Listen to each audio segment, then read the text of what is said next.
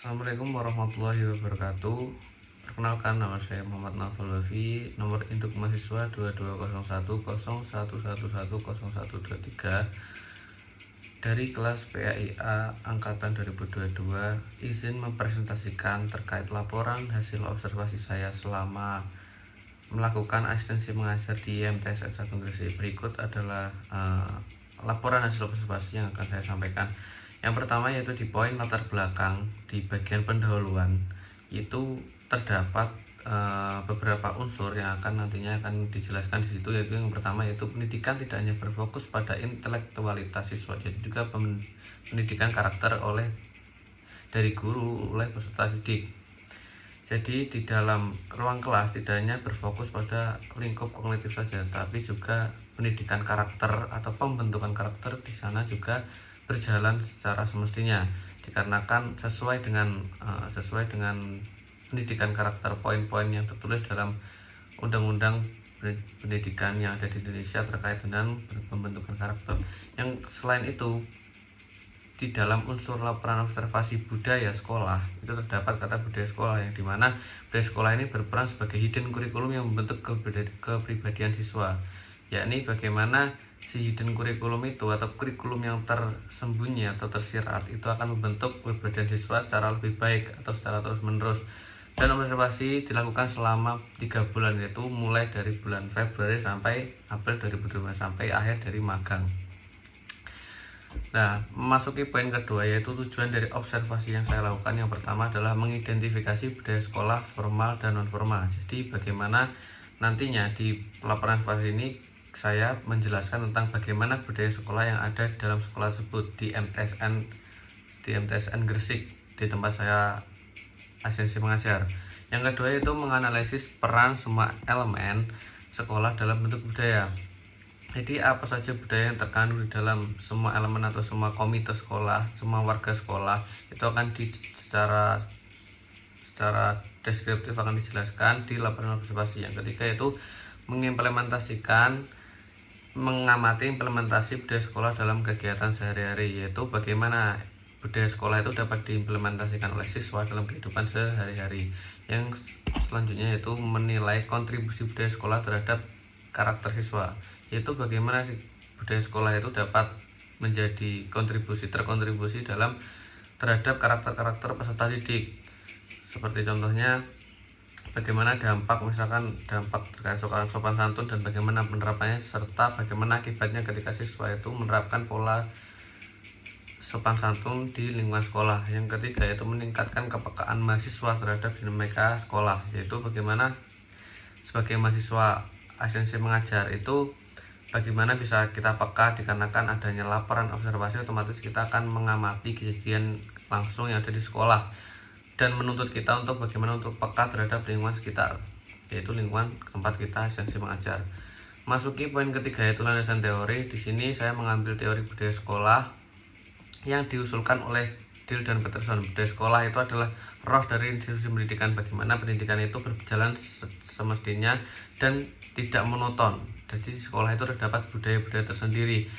Selain itu, saya juga mengambil teori berdasarkan dari Shane yang mengungkapkan bahwasanya budaya sekolah itu terdiri dari nilai-nilai yang dianut atau nilai-nilai yang sudah ada terdahulu, yang baik, yang positif, lalu dianut oleh warga sekolah.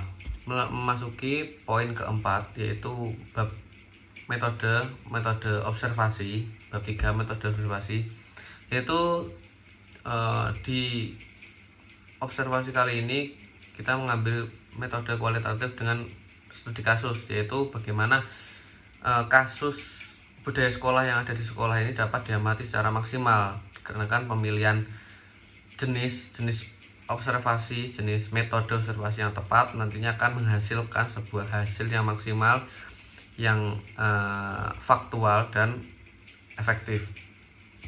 Yang kedua yaitu teknik pengumpulan data. Jadi di sini saya menggunakan teknik pengumpulan data wawancara, observasi partisipatif, serta dokumentasi, yang dimana wawancara itu ditujukan kepada objek penelitian, yaitu siswa, kepala sekolah, dan wali kelas, serta ada guru pamong kami sebagai penunjang kelengkapan data dari wawancara. Selain itu ada Dokumentasi juga kami mendokumentasikan beberapa kegiatan yang menunjukkan bagaimana budaya sekolah itu berlangsung di sekolah. Nah, masuki bab keempat, yaitu hasil dari observasi. Yang pertama yaitu kami menemukan dari beberapa nilai-nilai yang terdapat di observasi kami, yaitu nilai-nilai budaya sekolah yang ada di lingkungan kami itu cenderung ke ranah religius. Jadi karena MTS Madrasah Sanawiyah otomatis menjunjung tinggi nilai-nilai keagamaan yang ada di sekolah. Yang pertama yaitu sholat duha di jam 7 tepat, jam 7 waktu Indonesia Barat, secara tepat waktu dan rutin, dan diikuti oleh semua warga sekolah maupun dari guru, siswa, dan lain sebagainya. Jadi kegiatan itu rutin dilangsungkan selama 1 minggu kecuali hari libur, dan itu sudah berlangsung sejak lama, sejak MTS ini muncul, sejak MTS ini berdiri sudah ada disiplin sholat duha berlangsung. Selanjutnya ada sopan santun. Nilai sopan santun dalam budaya sekolahnya yaitu setiap pagi sebelum melaksanakan sholat duha atau ketika murid datang di sekolah itu bersalam-salaman dengan guru. Jadi nilai-nilai itu merupakan nilai budaya sekolah yang sudah lama diterapkan di sekolah, dan itu sudah menjadi budaya yang melekat di dalam diri warga sekolah. Selain nilai-nilai religius, terdapat juga beberapa nilai yang sempat kita amati, yaitu di sana terdapat peduli lingkungan. Nilai peduli lingkungan yaitu di sana sekolahnya adalah sekolah adiwiyata dan menerapkan lingkungan bebas limbah plastik. Jadi di sana itu kantin tidak menggunakan sampah plastik sama sekali pada saat membeli. Pada saat jajanan-jajanannya atau siswa saat membeli itu tidak diberikan bungkus apapun plastik ataupun kertas untuk menunjukkan bagaimana peduli sekolah itu, peduli lingkungan, sikap peduli lingkungan siswa ke sekolah itu ada. Lalu selanjutnya yaitu ada kebiasaan apa sih dan tradisi harian yang kami temukan di sana. Yang pertama adalah salaman dengan guru. Jadi bukan hanya di setiap sebelum sholat duha atau pada saat awal siswa masuk di sekolah, siswa datang sekolah, namun tradisi bersalaman ini juga dilakukan setelah sholat. Jadi setelah sholat ini mereka bersalaman-salaman juga dengan teman terdekat di soft mereka. Selain itu juga pada saat bertemu dengan guru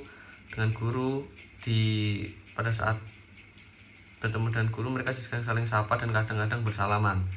Selain itu juga di sana saya mengajar Al-Quran hadis, dan itu mereka diwajibkan di mata pelajaran Quran hadis untuk membaca 10 ayat Al-Quran sebelum pelajaran Al-Quran hadis dimulai. Lalu setelah itu di program peduli lingkungannya tadi, selain mengurangi limbah plastik, mereka juga melakukan lomba kebersihan yang diadakan secara rutin oleh OSIS setiap 1 bulan. Jadi itu adalah beberapa teman-teman yang saya temukan pada saat melakukan observasi yang ada di sekolah. Lalu selain itu bagaimana interaksi warga sekolah satu sama lain. Jadi interaksinya secara umum dapat dibilang baik, dikarenakan hubungan mereka baik. Saya juga setelah melakukan wawancara dengan kepala sekolah terkait bagaimana komunikasi antar warga sekolah itu dibilang baik dan sangat baik. Saya bilang dikarenakan di sana itu hubungannya sangat harmonis dan kekeluargaannya sangat dijunjung tinggi antara siswa maupun dengan komite sekolah. Selain itu, guru juga untuk menunjang keberhasilan proses harmonisasi yang ada di lingkungan sekolah, itu guru juga sebagai pendidik juga membina siswa agar selalu bersikap baik dan menunjukkan kekeluargaan yang erat di sekolah. Lalu simbol dan ritual yang khas yang terdapat di sekolah kami, yang pertama yaitu yang tadi yang telah saya jelaskan, yaitu dikarenakan sekolah ini adalah sekolah MTS Madrasah Sanawiyah yang otomatis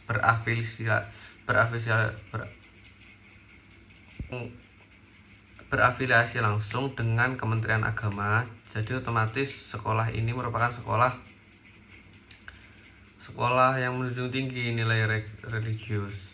Jadi mereka selalu membaca Al-Quran, juga sholat duha, dan semuanya dilakukan secara berjamaah.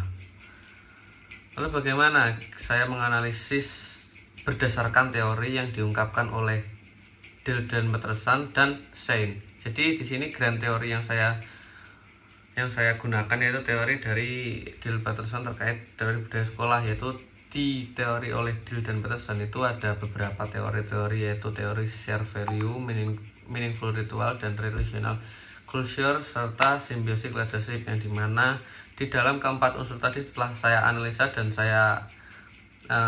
saya cari relevansinya dengan teori-teori dari Dale dan Peterson dan temuan yang saya temukan selama observasi, dan juga saya jelaskan di laporan hasil observasi. Yaitu yang ketiga, yaitu bagaimana apa kekuatan dan tantangan dalam budaya sekolah yang ada di MTS 1 Gresik berdasarkan analisis saya menggunakan analisis SWOT, yaitu saya menggunakan teknik analisis SWOT untuk menunjang